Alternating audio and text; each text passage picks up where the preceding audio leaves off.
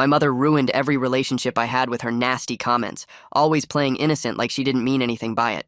So, I made her experience what she'd been putting me through. My mother had this pattern with every single person I ever brought home. She'd be sweet for exactly 5 minutes, just long enough for me to relax. Then she'd start with the comments. First girlfriend in high school, she told him her acne made her lose her appetite at dinner. When he never came back, she said she didn't mean it that way, and teenagers were too sensitive. College girlfriend, mom asked her if she was using me for money since she dressed so cheap. Girl cried in my car later. Mom said it was just an observation and people shouldn't date if they couldn't handle honest questions. I'm 28 now, and I've watched mom destroy 8 relationships with her mouth. She had this gift for finding exactly what would hurt someone most and saying it with a smile. Then when they'd leave and never come back, she'd tell me they were too weak anyway, and she was protecting me from people who couldn't handle real life.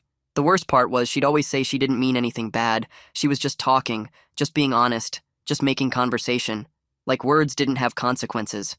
Like she could say whatever came to her mind and everyone else had to deal with it. With Alicia, it got really bad.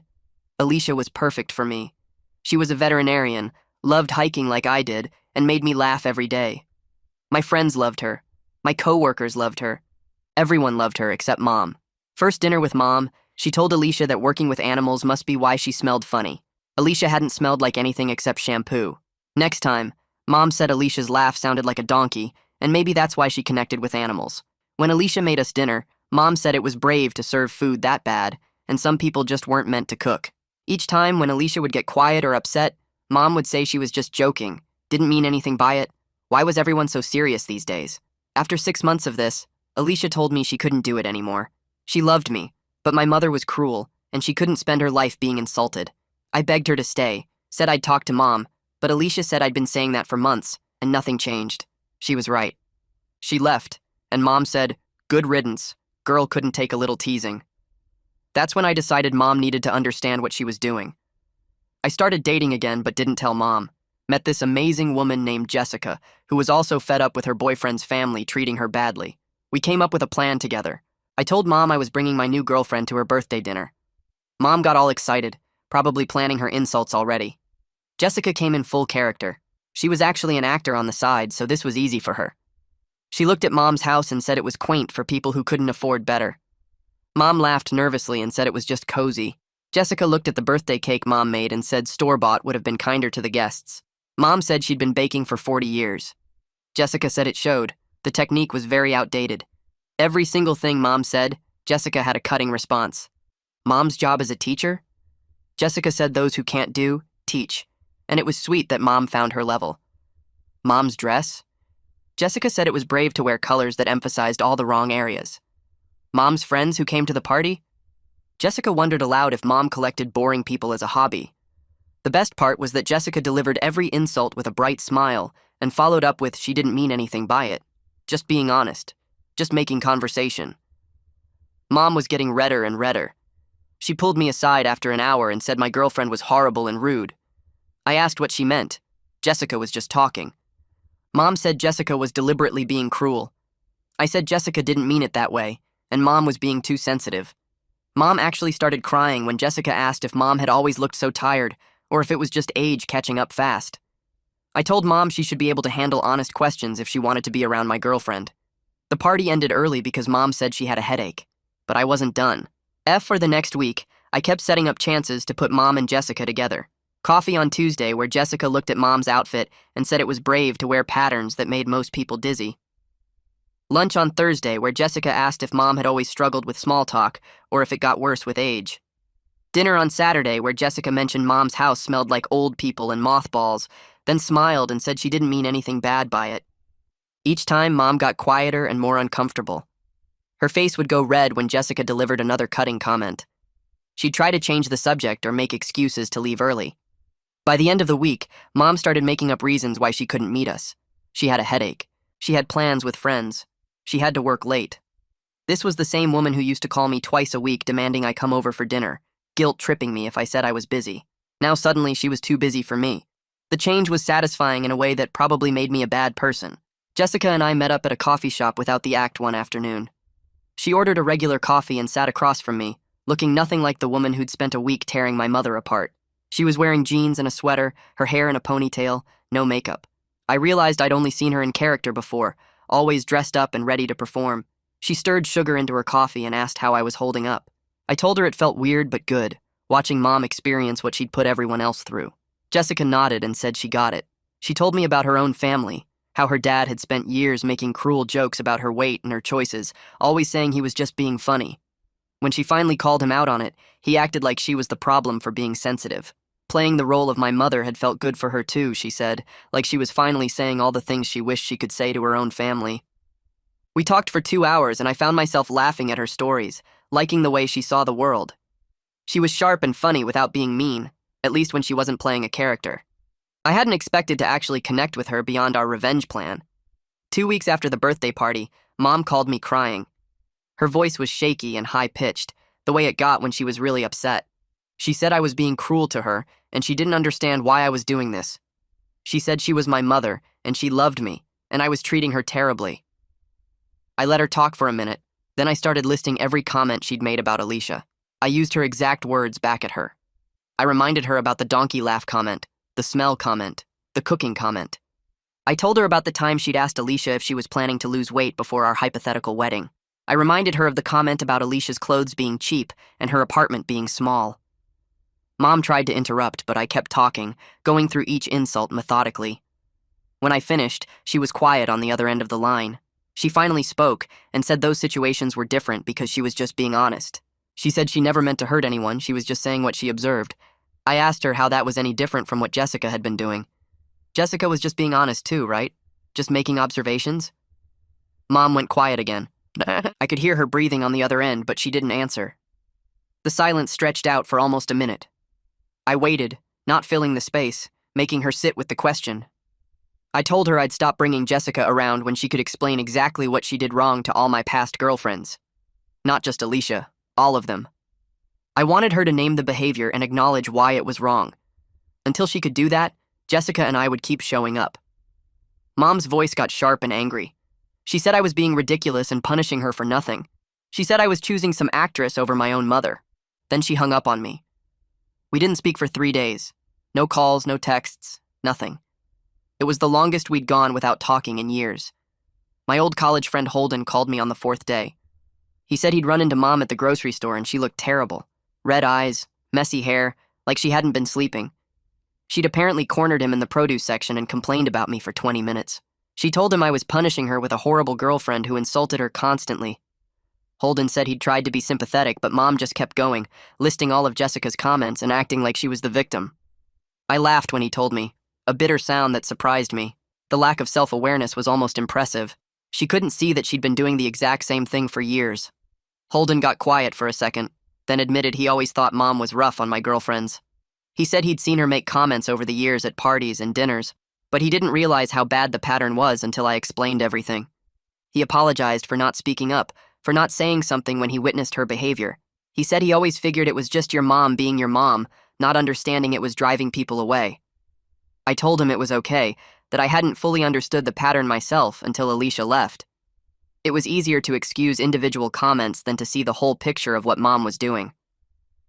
Jessica and I went on an actual date the next weekend. Not a performance, not a revenge mission, just the two of us getting dinner and seeing a movie. She wore a blue dress and laughed at my jokes without it being part of an act. We talked about normal things like our jobs and our friends and places we wanted to travel. I found myself watching her across the table and realizing I was developing real feelings. She was funny and kind when she wasn't playing the role of my mother's mirror. She asked good questions and actually listened to the answers. She had this way of tilting her head when she was thinking about something that I found adorable. After the movie, we walked around downtown and she grabbed my hand. It felt natural and right in a way that surprised me. Mom showed up at my apartment unannounced the following Tuesday. I opened the door and she pushed past me, her face set in angry lines. She demanded to know when I was going to stop this nonsense and break up with that awful woman. She said she'd given me time to come to my senses, but clearly I needed her to intervene. I stayed calm and told her Jessica and I were actually dating for real now. Not just for show, not just to teach her a lesson. We were together. Mom's face went pale. She stared at me like I'd said something in a foreign language. She started crying again, her hands shaking as she wiped at her eyes. She said I was choosing some actress over my own mother who only ever wanted the best for me. She said she couldn't believe I'd pick a woman who'd been so cruel to her, who'd insulted her in her own home on her birthday. I felt my jaw tighten. I told her she drove away someone who actually was best for me because she couldn't keep cruel thoughts to herself. Alicia had been perfect, and Mom destroyed that relationship with her mouth. Mom shook her head and said Alicia wasn't right for me anyway, but I cut her off. I said that was exactly the problem. She found something wrong with everyone and never once considered that maybe she was the problem. Mom insisted Alicia wasn't right for me anyway.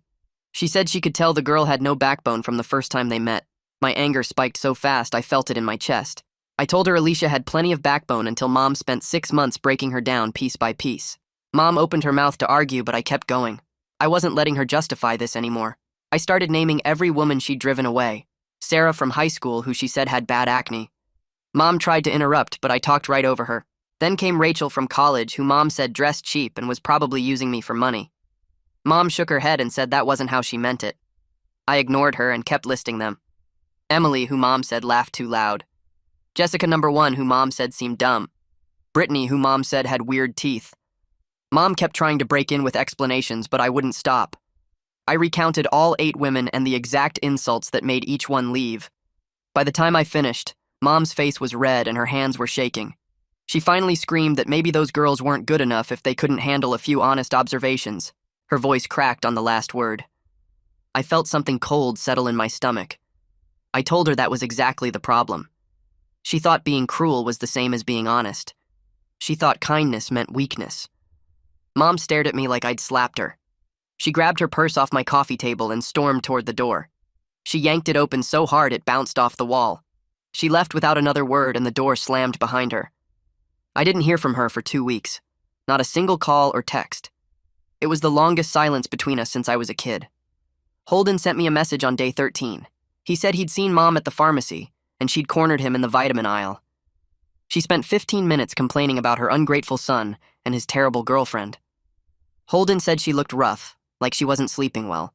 She kept saying I was choosing some actress over my own mother. She told anyone who would listen that I was punishing her for no reason. Holden said he tried to be sympathetic at first, but Mom just kept going in circles. She wanted everyone to agree that I was being unfair. He texted that he felt bad for her, but also understood why I was doing this. I appreciated him being honest about it. Jessica came over that weekend. We were supposed to keep up the act, but when she walked in, she looked worried instead of ready to perform. She sat on my couch and asked how I was holding up. I told her about Mom not calling and Holden's message. Jessica was quiet for a minute. Then she said maybe we should ease up on the revenge. She could see it was eating at me, even though Mom deserved what she was getting. I felt defensive immediately.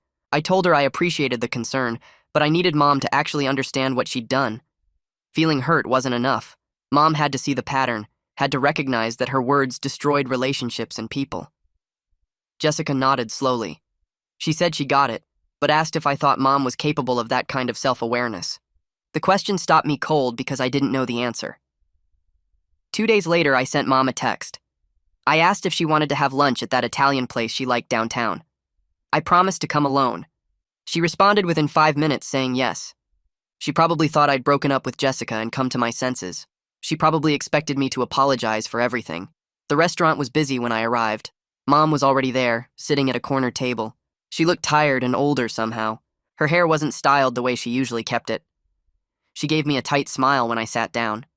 We ordered drinks and made awkward small talk about the weather and her garden. Then I asked her to tell me one nice thing she remembered about any of my ex-girlfriends. Just one positive quality about any of them. Mom's smile faded. She picked up her water glass and put it down without drinking. She opened her mouth and closed it. She looked at the menu even though we'd already ordered. Several minutes passed and she still hadn't answered. Finally, she admitted she couldn't think of anything positive about any of them. Her voice was small when she said it. I leaned forward and kept my voice calm. I pointed out that 8 different women over 14 years had dated me. All of them were decent people that my friends liked. My co-workers got along with them. But Mom couldn't find one good quality in any of them.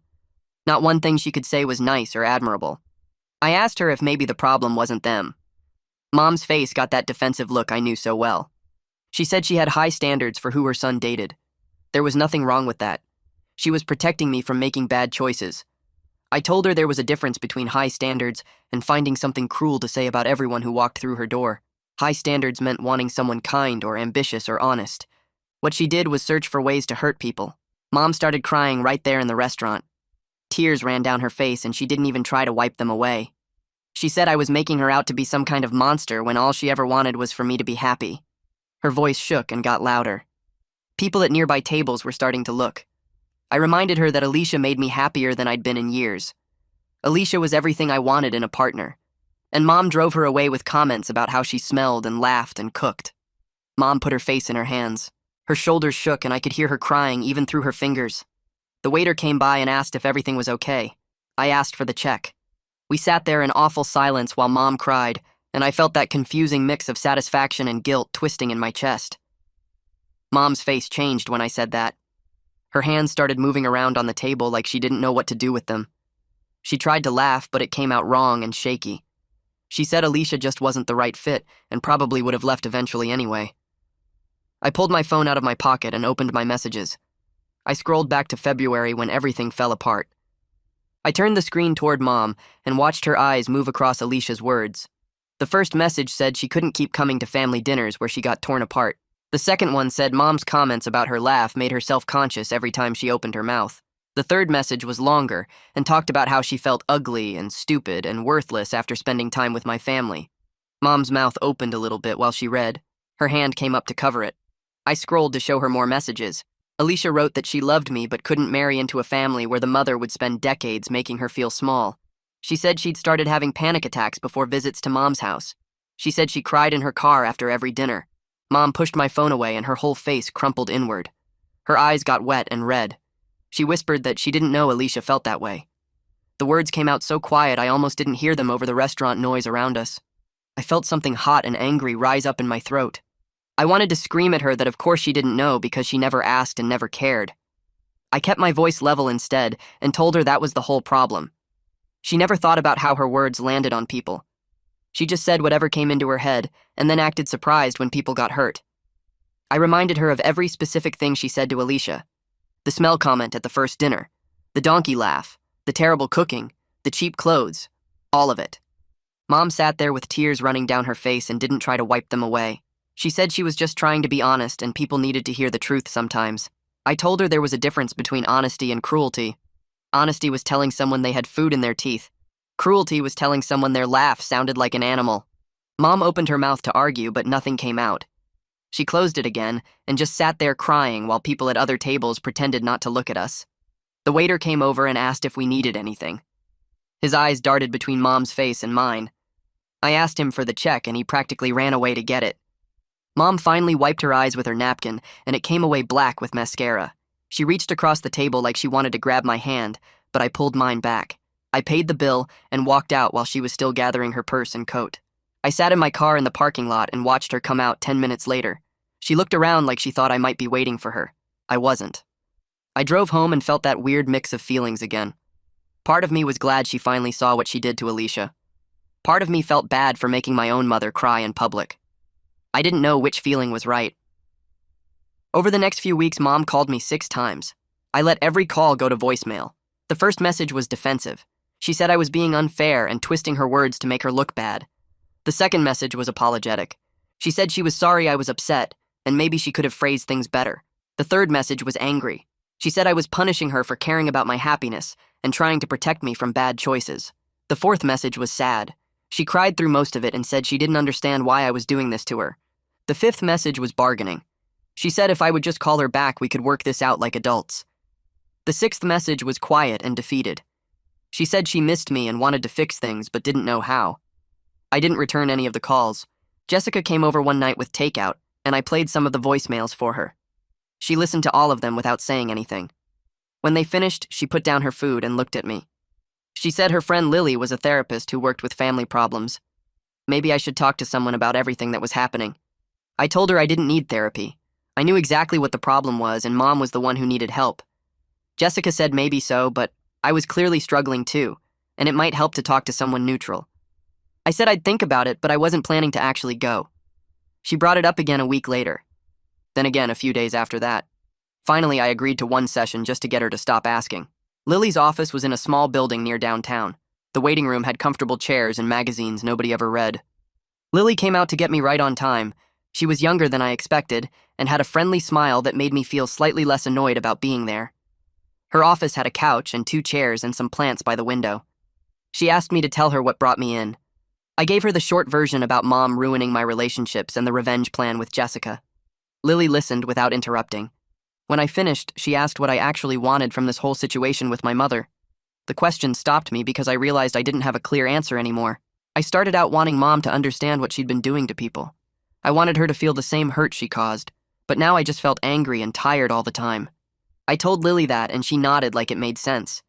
She asked if I thought making Mom feel bad was actually changing anything, or just making us both miserable.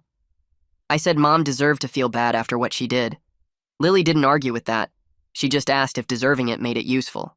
Over the next few sessions, Lily helped me see some things I didn't want to look at. She said Mom's cruelty probably came from her own problems and insecurities. Maybe she felt threatened by my girlfriends and tore them down to feel more important. Maybe she learned this behavior from her own parents and didn't know any other way to be.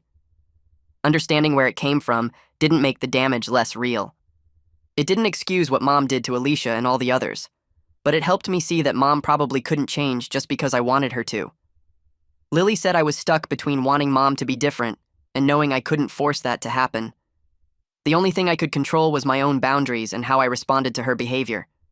It was frustrating to hear, but it felt more honest than thinking revenge would fix everything. After a month of therapy sessions, I finally called Mom back. She answered on the first ring.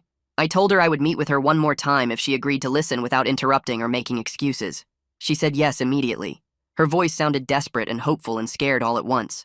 I met Mom at a coffee shop near her house 2 days later. She was already sitting at a corner table when I walked in, hands wrapped around a mug like she needed something to hold on to. She stood up when she saw me and tried to hug me, but I stepped back and sat down across from her instead. She looked hurt, but sat down too. She started talking right away about how sorry she was that things got so bad between us. She said she never meant for any of this to happen, and she hated that we weren't speaking. I listened without saying anything and watched her face while she talked. She kept saying she was sorry I was upset and sorry things turned out this way. But she never actually said she was sorry for what she did to Alicia or any of the others. After about 5 minutes of this, I finally interrupted her. I told her she kept apologizing for how I felt, but not for what she actually did. She looked confused and said that's what she was doing, apologizing for everything. I shook my head and asked her to tell me specifically what she did wrong. She was quiet for a minute, then said she knew her comments upset people sometimes, but she was just being honest. There it was again. The same excuse she always used. I felt my jaw tighten and told her that until she could say out loud that calling Alicia's laugh a donkey sound was cruel and unnecessary, we couldn't move forward. Mom's face got red and she said she was just joking around that time. I asked her if Alicia laughed. She didn't answer. I asked again if Alicia thought it was funny when Mom said her laugh sounded like a donkey. Mom said Alicia was too sensitive and couldn't take a joke. I felt something heavy settle in my chest because this was going exactly like I thought it would. I leaned forward and told Mom that jokes are supposed to make people laugh, not make them cry in cars afterward. She blinked at me like she didn't understand what I was saying. I explained that when Alicia left my apartment that night, she sat in her car crying for 20 minutes before she could drive home. Mom's mouth opened slightly, but she didn't say anything. I told her that's not what jokes do to people. That's what mean comments do to people. Mom looked down at her coffee and said quietly that she didn't know Alicia cried. I told her she never knew because she never cared enough to ask or notice. She never saw what happened after her comments landed because she was already moving on to the next observation. Mom was quiet for a long time. Then she said maybe some of her comments were harsher than she meant them to be. I felt a tiny bit of hope start in my chest. But then she immediately added that those girls should have been tougher if they wanted to be part of our family. The hope died as fast as it came. I sat back in my chair and just looked at her. She actually believed that. She genuinely thought the problem was that Alicia and all the others weren't strong enough, not that she was cruel. I told Mom that demanding people develop thicker skin to tolerate her insults wasn't the same as taking responsibility for being insulting. She stared at her mug and didn't respond. I waited, but she just sat there. Finally, she looked up at me with tears in her eyes and said she didn't know what I wanted from her. Her voice sounded small and lost. I wanted to feel bad for her, but I was too tired. I told her I wanted her to understand that words have consequences, and she hurt people I cared about. I wanted her to see that her comments weren't honest observations, they were attacks disguised as honesty. But sitting there looking at her confused face, I started to realize she might not be capable of that kind of awareness. The thought made me feel empty and sad. This was my mother, and she might never understand what she'd been doing all these years. We sat in silence for a few minutes. Neither of us touched our coffee. Mom changed the subject suddenly and asked about Jessica. She wanted to know if we were still together, or if that was just to teach her a lesson. I told her we were actually dating and I really liked her. Mom's face scrunched up in confusion. She asked how I could date someone who was so cruel to her at the birthday party. I almost laughed at the irony. I told her that was exactly the point Jessica was making, showing her how it feels to be on the receiving end. Mom shook her head and said it was different. She insisted Jessica was doing it on purpose to be mean, while she never intended to hurt anyone. I realized in that moment that Mom genuinely believed intent mattered more than impact. She thought because she didn't mean to be cruel, she wasn't actually being cruel. It didn't matter to her that people got hurt anyway. I tried explaining that impact is what matters to the person being hurt. I told her that when someone is crying because of what you said, your good intentions don't make the tears go away. But Mom kept circling back to the fact that she never meant anything bad by her comments. She said she was just trying to look out for me and make sure I didn't end up with the wrong person. I asked her how insulting every person I dated was looking out for me. She said she was testing them to see if they were strong enough for our family. I felt exhausted. We were talking in circles and getting nowhere. Every time I thought she was close to understanding, she'd loop back to her intentions being good. She couldn't see past her own perspective to understand that her intentions didn't cancel out the damage. I finished my cold coffee and told Mom I needed to go. She grabbed my hand across the table and begged me not to leave yet, but I pulled my hand back and stood up. I told her to call me when she was ready to actually take responsibility instead of just making excuses. She started crying as I walked out. The drive home was quiet. I kept replaying Mom's confused face in my mind, how she genuinely couldn't see what she'd been doing wrong. My phone rang around 8 that night. It was my Uncle Maverick, Mom's brother. I picked up and he asked if we could talk. His voice sounded tired. He told me Mom had called him crying about our fight, saying I was being cruel to her for no reason. I waited for him to take her side completely, but he surprised me. He admitted Mom had always had a sharp tongue, that he'd seen it his whole life. But then he said family is supposed to forgive each other. I felt my jaw tighten. I told him forgiveness doesn't mean accepting ongoing harm. I explained that Mom hadn't actually changed her behavior or understanding. She just felt bad that I was upset with her. There was silence on the line for a long moment. Then he admitted quietly that he'd seen her be harsh to people over the years. He mentioned his own wife had almost left him early in their marriage because Mom kept making comments about her weight. I hadn't known that. Maverick said he'd made excuses for Mom back then, told his wife that's just how she was. But looking back, he wished he'd stood up to her. He said maybe he should have said something years ago instead of just accepting it as normal. I appreciated hearing that more than I expected to. He offered to talk to Mom about getting therapy for herself. He said maybe a professional could help her understand what family members couldn't get through to her. I thanked him for the support, but told him honestly I didn't hold much hope. Mom was so convinced her intentions were good that she couldn't see past them to the actual damage. Maverick said he'd try anyway, that she needed to hear it from someone besides me. We hung up and I sat on my couch feeling slightly less alone in this mess. Jessica came over later that week and we ordered pizza. We'd been dating for 3 months now, actually dating without the performance aspect. I was surprised by how healthy our relationship felt compared to past ones. When something bothered her, she told me directly but never cruelly. If I did something that hurt her feelings, she'd say so, and we'd talk about it. She showed me what honest communication actually looked like, the difference between being truthful and being mean. One night she mentioned that I apologized constantly for small things that didn't need apologies. I hadn't even noticed I was doing it. She said I didn't need to say sorry for every little thing, that normal mistakes were just part of being human. It made me realize how much I'd been walking on eggshells my whole life, trying to prevent Mom's comments by being perfect. Jessica helped me see what relationships should feel like, how they could be safe instead of stressful. I'd been accepting Mom's behavior as normal for so long that I didn't recognize how messed up it was until I experienced something different.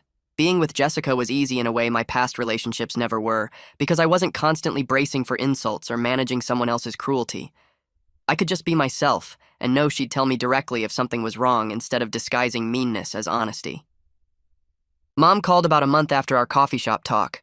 I almost didn't answer, but curiosity got the better of me. She told me she'd started seeing a therapist, which actually surprised me. Her voice was quiet and uncertain. She said Maverick had convinced her to go, that he'd talked to her for hours about how she treated people. She wanted me to know she was trying, even if she didn't fully understand what she did wrong yet. I felt a tiny flicker of something that might have been hope. I told her I appreciated that she was going, but therapy takes time and I needed to see sustained change in how she treated people, not just apologies. She sounded hurt when she agreed. There was a long pause before she asked if Jessica and I were still together. I said yes, and that it was getting serious.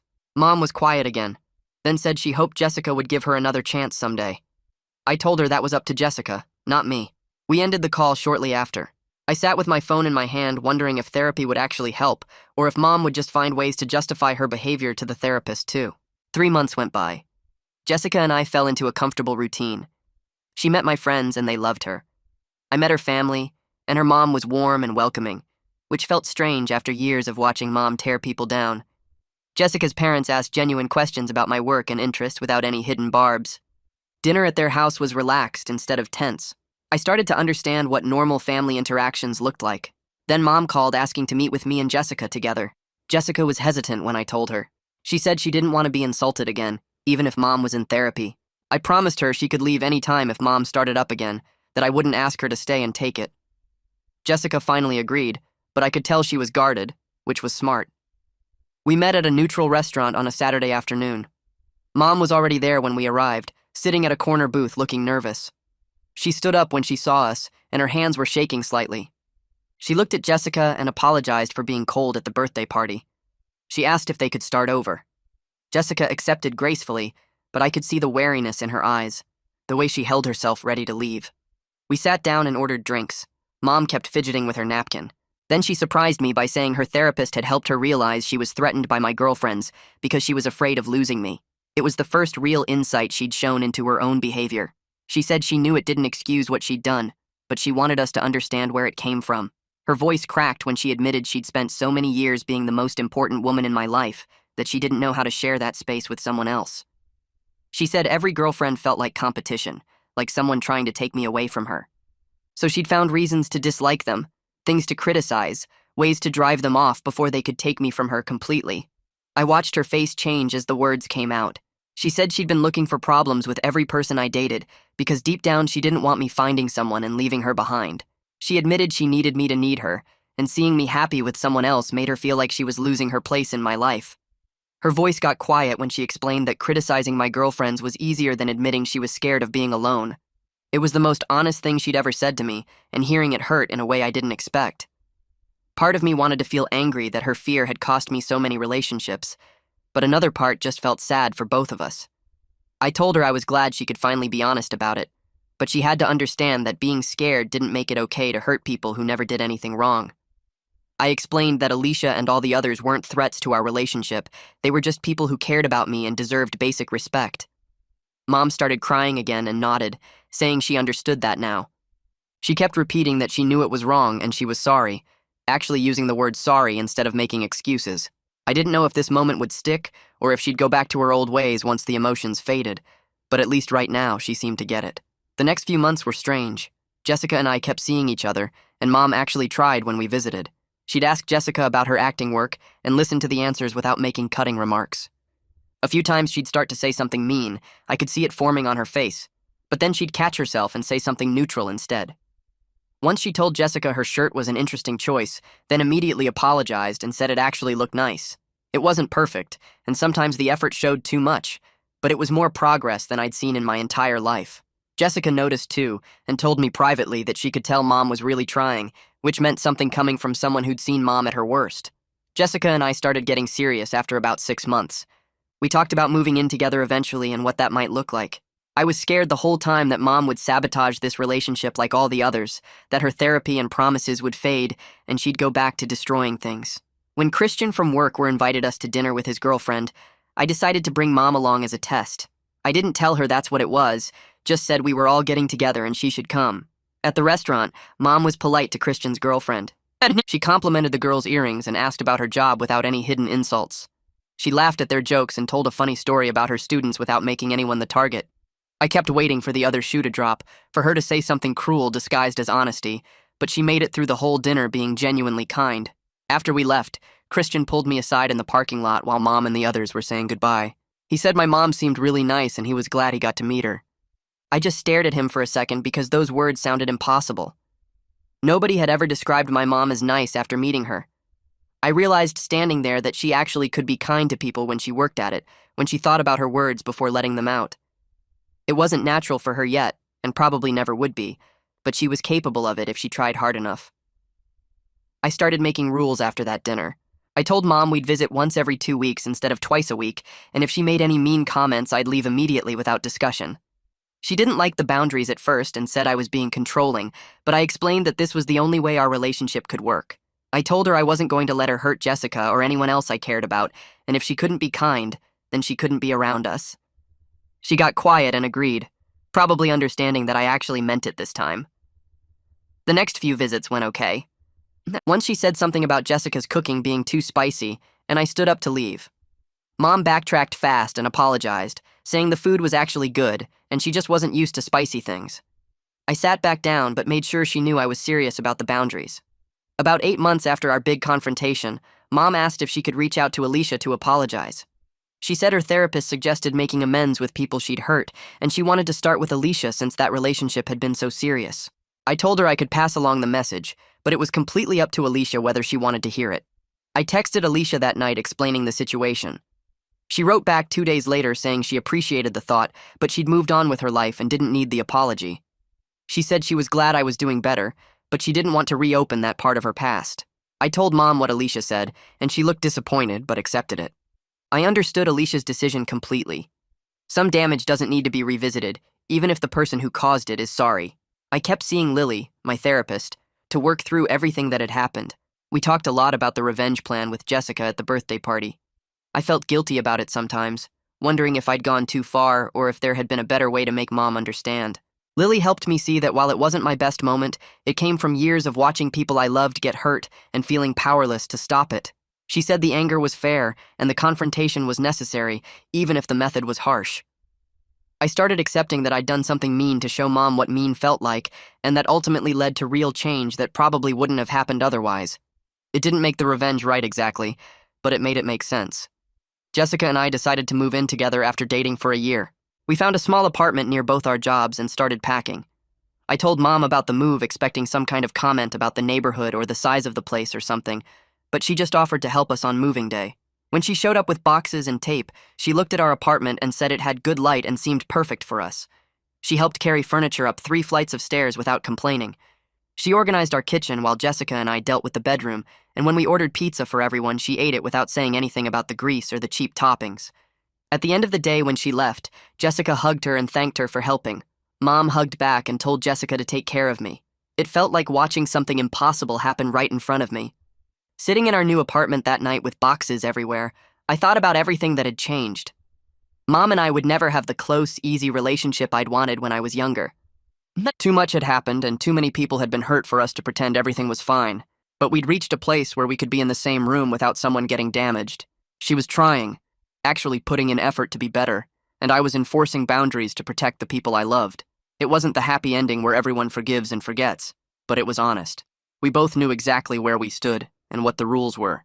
That felt more real and more sustainable than pretending the past hadn't happened. A few months after we settled into our routine, Mom called me late one night and asked if she could come over. She sounded different, quieter than usual, and I told her yes. She showed up at our apartment 20 minutes later with red eyes like she'd been crying. We sat at the kitchen table and she stared at her hands for a while before talking. She said her therapist had been pushing her to really think about all the relationships she'd ruined for me over the years. Mom looked up at me and said she wished she could go back and do everything differently, especially with Alicia. She said she understood now that Alicia was probably the best thing that ever happened to me, and she destroyed it because she was scared and selfish. I felt my chest get tight hearing her say Alicia's name like that. I told Mom we couldn't change what happened, couldn't undo the damage she'd done to 8 different women who just wanted to love me. But we could do better going forward, and that had to be enough. She nodded and wiped her eyes and thanked me for not giving up on her completely. A woman named Kaylee from my gym asked me out about a week later while we were both at the water fountain. She was pretty and funny, and I said yes without thinking about it. Then later that night I realized something weird had happened. I wasn't scared about introducing her to Mom eventually. The fear that had controlled my dating life for years, that constant worry about when Mom would strike and what she'd say, it wasn't there anymore. I actually believed Mom would try to be kind now. The change felt huge, even though it was just the absence of fear. I told Jessica about it, and she smiled and said that was real progress, that I deserved to date without that weight on me. 2 years after the birthday party, where Jessica played the role that changed everything, I asked her to marry me. We were hiking one of the trails Alicia and I used to go to, and I realized I wasn't sad about that anymore. I'd moved on to something real and healthy. Jessica said yes, and we called Mom that night to tell her. Mom started crying on the phone, but they were happy tears this time. She congratulated us and promised she'd be kind to Jessica's family at the wedding. She said she knew how important this was, and she wouldn't mess it up. I actually believed her, which felt like its own kind of miracle. Jessica squeezed my hand while we talked to Mom, and I knew we'd be okay. I'm not stupid enough to think Mom is completely fixed, or that she won't mess up sometimes. She's still the same person who spent years hurting people I loved without caring, but she learned that her words have real consequences, and I won't accept cruelty toward people I care about. It's not a perfect ending where everything is magically better and everyone forgives each other. It's messy and complicated, and we both have to work at it constantly. But it's real progress built on firm boundaries and her actual effort to be better. That's more than I had before when I was just accepting her behavior and watching my relationships fall apart. Now I have Jessica and a mother who tries and boundaries that protect the people I love. It's not a fairy tale, but it's honest, and honest is what I needed all along.